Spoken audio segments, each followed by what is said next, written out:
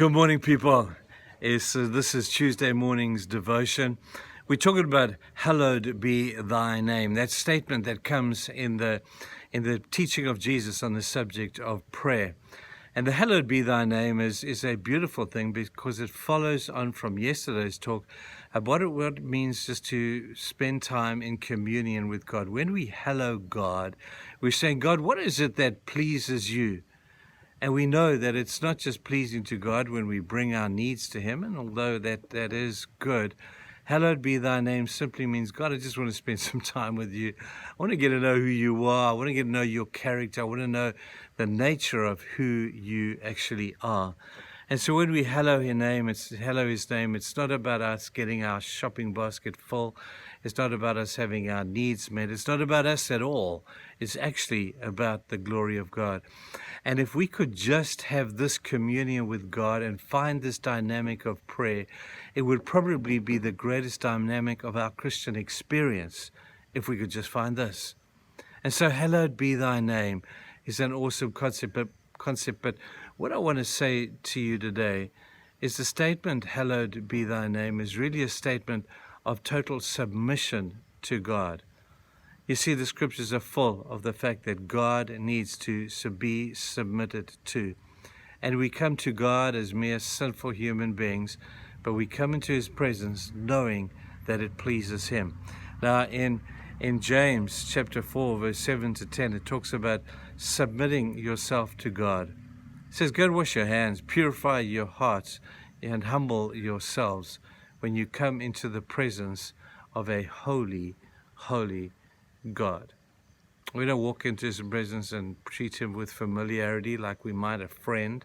He is God, and we submit to Him. In fact, in the prayer that Jesus taught, He talks about submitting ourselves to who He is.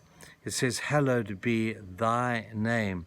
We submit ourselves to His name, to His kingdom, and to His will. Thy will be done, thy kingdom come. Hallowed be thy name are all statements of submission to the person of who God is. Now, I want to draw you two comparisons, or a comparison between two people. Have a look at Jacob, and you see his story in the book of Genesis, chapter 28. And Jacob is at a place where he's manipulating God in prayer. And he says this, he says, God, if you will do what I want and give me what I want, then I will give you 10% of what I have. And I sometimes think, why would He do that? God owns it all anyway. But Jacob thinks that prayer is about getting his needs met. And then, God, if you meet my needs, for goodness sake, I'll be so good, and I'm going to give you back 10% of what you've given me. And it's almost a form of manipulation. There's not a lot of submission taking place in Jacob's heart right there. But then you compare him with Elijah on Mount Carmel in 1 Kings chapter 18. And here he is standing with his altar with a cow on it. And the prophets of Baal have danced around and called for their God to come and answer by fire. And there is no answer. It goes on all day, chanting, ranting, raving, cutting themselves. And Baal does not answer.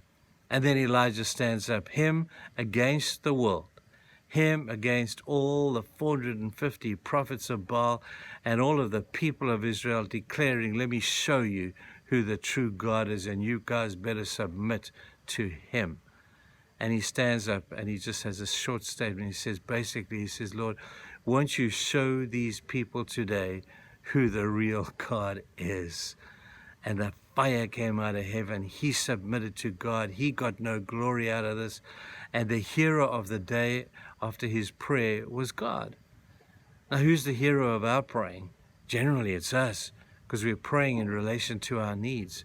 But when we learn what it truly means to submit to God, hallowed be your name, not my name, not the name of my church or the name of my family. Hallowed be your name. I hold your name high. You are the Holy One, and I submit willingly to you. Hallowed be thy name, thy kingdom come. Lord, it's not about my kingdom, it's about your kingdom, and may your glory be seen and felt, and then thy will be done. Lord, it's not about my will. It's not about me getting what I want out of prayer. It's about your will being done. These are all statements of submission to God.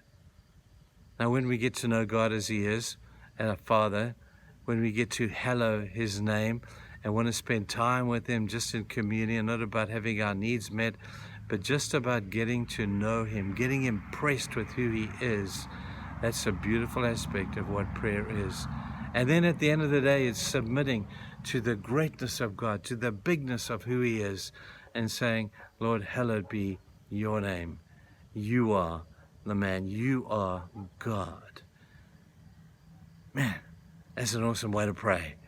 I hope we're learning something here. Guys, have a fantastic day, and let's go and learn what it means to hallow, hold up high, keep him holy, his beautiful name.